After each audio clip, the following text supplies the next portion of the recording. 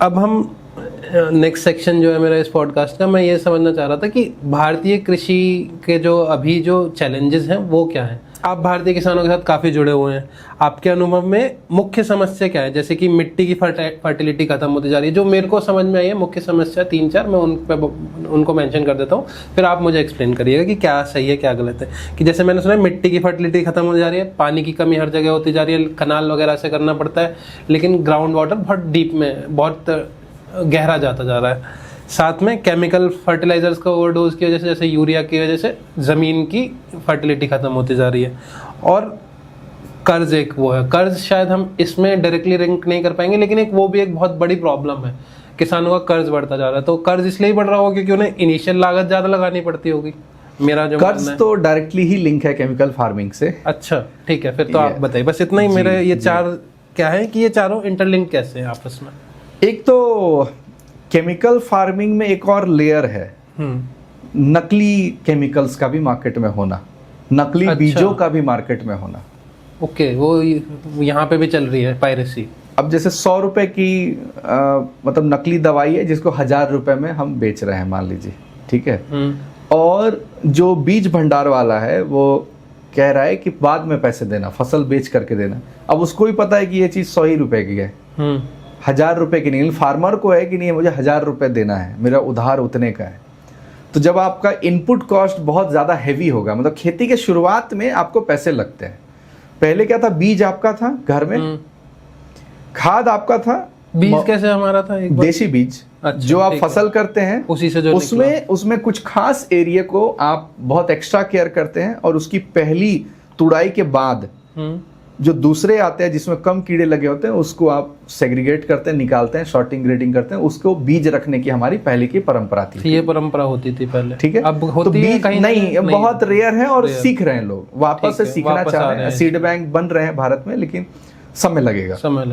तो पहले बीज आपका, खाद या तो नदी के किनारे खेती हो रही है, फर्टाइल है जमीन, गंगा का मैदान है, यूपी बिहार जैसे हम बात करें, या मवेशी हैं, या पेड़ का जो भी पत्ते सड़ रहे हैं, तो आप कहीं से कुछ खाद के रूप में ला रहे हैं, खरीद नहीं रहे हैं।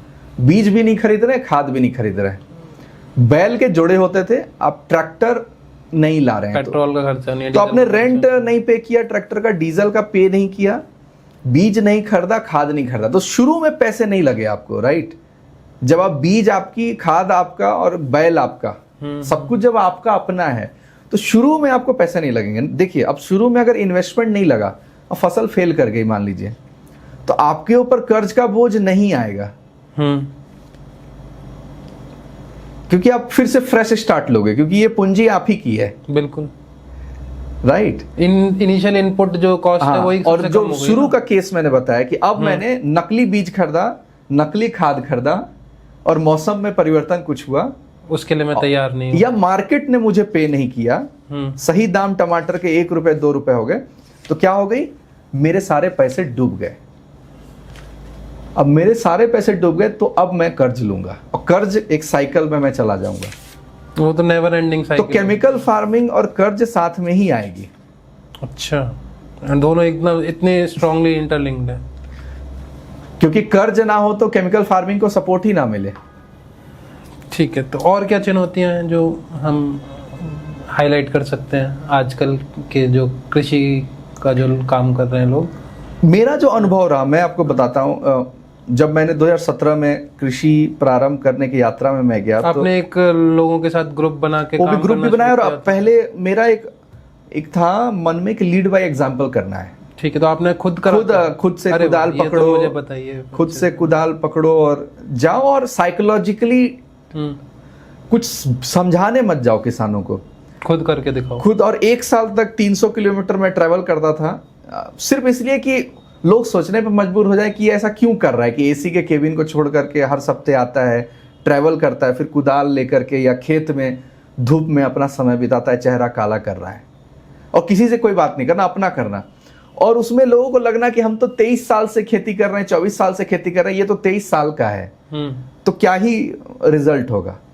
लेकिन वो जो रिजल्ट होता है, तो फिर लोगों को लगता है कि 23 साल में तुमने इतना कर दिया, तो 23 साल तक करोगे तो कितना, मतलब अब हमें समझ में आया कि पढ़ाई लिखाई का नॉलेज का अगर इंटीग्रेट करते हैं तो कितना बेनिफिट मिलता है।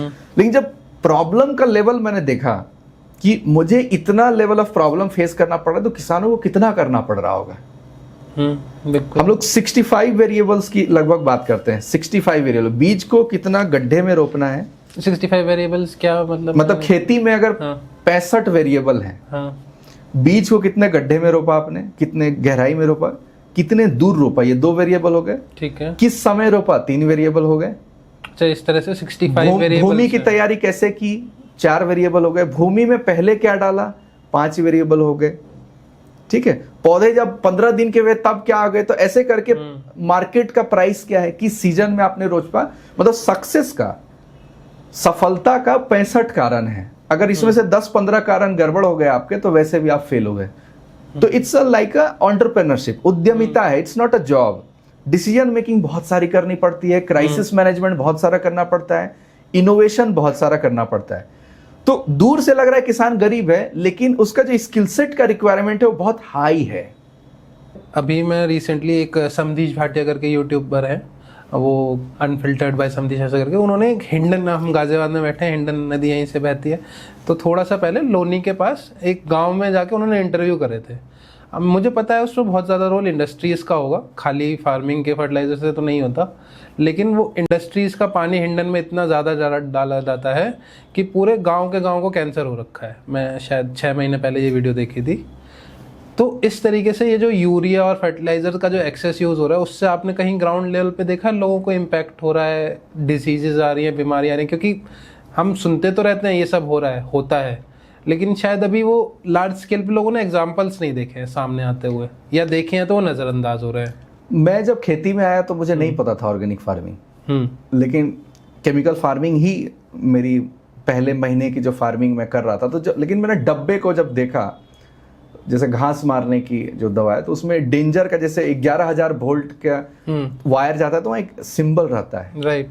तो वो उस तरह से उसमें बना हुआ था। बिल्कुल। उसको पढ़ने के बाद उसमें सब बातें लिखी हुई थी, तो फिर समझ में अच्छा, तो ऑर्गन फेलियर का तो यही कारण है, किडनी फेल हो रहा है, लिवर फेल हो रहा है, जो है कि एक जो जीवन को मार देता है, घास को मार देता है, सुखा देता है, वो शरीर में जाएगा, तो फिर IVF सेंटर भी खुलेंगे, और क्योंकि वो बीज को वो भी मारेगा, क्योंकि वैसा फूट जाएगा। बिल्कुल। तो दूसरे ही महीने मुझे समझ आ रही, ये मुझे नहीं प्रयोग करना है मुझे। ठीक है, लेबर का खर्च बढ़ गया मेरा, घास कटवाने के लिए मजदूर मंगाने पड़े, पूरा इक्वेशन मेरा बिगड़ गया कि मेरा इनपुट कॉस्ट क्या है, आउटपुट कॉस्ट क्या है। ऑर्गेनिक फार्मिंग, नेचुरल फार्मिंग का सबसे बड़ा दर्द किसानों का ये है कि घास का मैनेजमेंट कैसे करें। अच्छा, घास का लेबर नहीं मिलती हमें, उस लेबर है कि टूल है कि कम उगे, मल्चिंग करें, ये जो दुविधा है ये बहुत सारे किसानों को रहती है। ठीक है। और मवेशी इसमें कुछ रोल प्ले कर सकते हैं? करते हैं, इस पे हम लोग बात करेंगे। तो यहाँ हिंडन रिवर पे मैं आता हूँ, तो मैं बरगढ़ में मैं 1 साल लगभग रहा, और 4000 एकड़ में धान के किसानों के साथ हमने कार्य किया। और वहां पर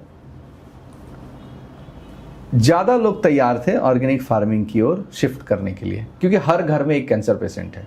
अच्छा, जॉइंट फैमिली के रूप में मैं बोल रहा हूँ, मतलब 90s में एक पेशेंट गया था कैंसर के लिए, और अभी जो है लगभग I think more than 1000 cases है। और वहां का, अब वो ज्यादा क्यों बड़ा प्रॉब्लम है कि वहां के नेता से ये डिमांड करते हैं कि यहाँ कैंसर हॉस्पिटल बनना चाहिए।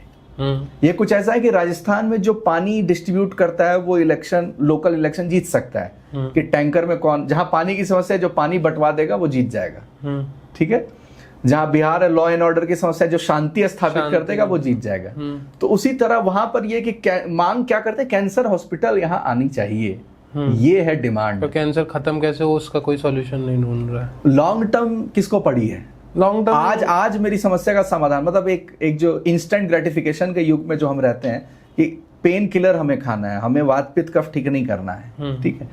तो वो पर्सनल एक्सपीरियंस था कि कैंसर मैंने देखा, और मुझे डर लगा कि मैं भी यहाँ का पानी यदि पीऊंगा तो लॉन्ग टर्म में इंपैक्ट आएगा। ये डर बना रहता था, क्योंकि ये बहुत क्लियर है कि धान के खेत में यदि पड़ा है पेस्टिसाइड कई सालों से, तो ग्राउंड वाटर में भी वो केमिकल चल गया होगा, नदियां भी समाप्त हो गई, बुरा हाल है, यहाँ तो पानी पी नहीं सकते। तो इंडस्ट्री का तो अपना रोल है, वो तो करती है केमिकल, ठीक है, वो तो पीने लायक बिल्कुल नहीं है, नहाने लायक भी नहीं है।